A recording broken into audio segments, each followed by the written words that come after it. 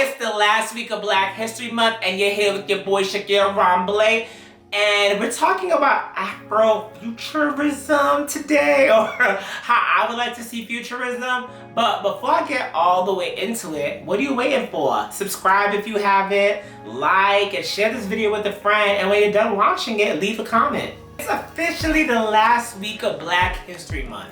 And I must say the month has been pretty awesome. We got a couple of major accomplishments. We have Lauryn Hill becoming the first female rapper to get a diamond album. We have Jay-Z making a big deal with LVMH, and Bobby Shmurda is out of prison. So of course we have these wins for Black History Month, but I have to think about the history of Black History Month. And thinking about the history of this beautiful month makes me a little bit optimistic about the future. So today we're gonna do something a little different, and it's gonna be a little Afrofuturistic, and I'm gonna talk about what I hope to see in the future for Black people all across the diaspora. We have to talk incarceration, right? Imagine a future where the new Jim Crow is broken. I think about Bobby Shmurda, the hot boy from Brooklyn who's just been released from prison, and it's so beautiful that he's been released, but I have to think about the numerous Black people who are victims of the new Jim Crow. 1 in 3 Black men can expect to go to prison in their lifetime, and people of color make up about 30% of the population, but are 60% of the prison population, which is just insane. The new Jim Crow has taken so many people away from their families and has basically led to the demise of some Black families. So I would love to see a future in which we dismantle the system and Black people have a fair shot in society. So Black people are no longer asking for a seat at the table, we are building our own tables, right? And I have to talk about Jay-Z. Jay-Z just did a big deal with LVMH in which basically he's selling 50% of his champagne, Ace of Spades, to the company. And this is such a big deal because there was a time in hip hop in which rappers loved rapping about Cristal, and Cristal was the champagne to have, and all the girls would have it in the music videos. It was just a big deal, right? But the company was saying some racist stuff, and rappers decided to distance themselves from the company. So now, I would love to see more in the future. Instead of asking for approval and asking for permission, we build our own shit from the bottom up. This is what we've seen with Jay-Z, right?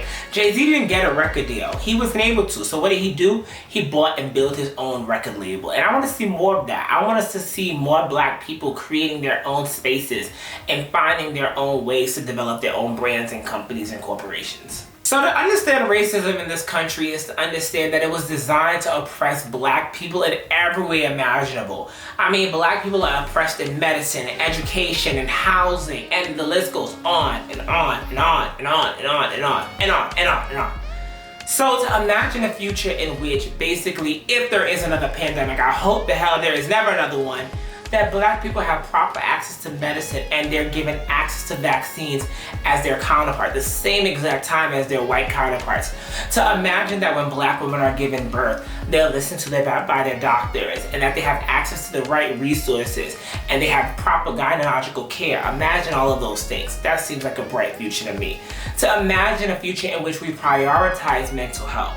What I love most about being a Black boy is Black boy joy, Black girl magic, Black day magic. I just love the magic that Black people produce when we're together, right? But we have to acknowledge that when we say Black Lives Matter, sometimes not all lives are being emphasized. So I'm making a point to emphasize Black queer lives and Black trans lives. Every single year, I feel like there's a new record for the deadliest year on record for Black trans women, and I'm sick of it. So I would love to imagine a future in which we give Black trans people the respect that they deserve by not misgendering them, by identifying them, by standing up for them, by defending them and respecting them and seeing them.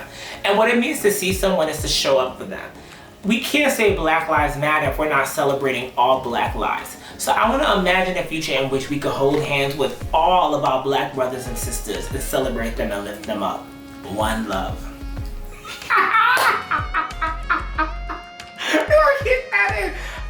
So this video was very Afrofuturistic.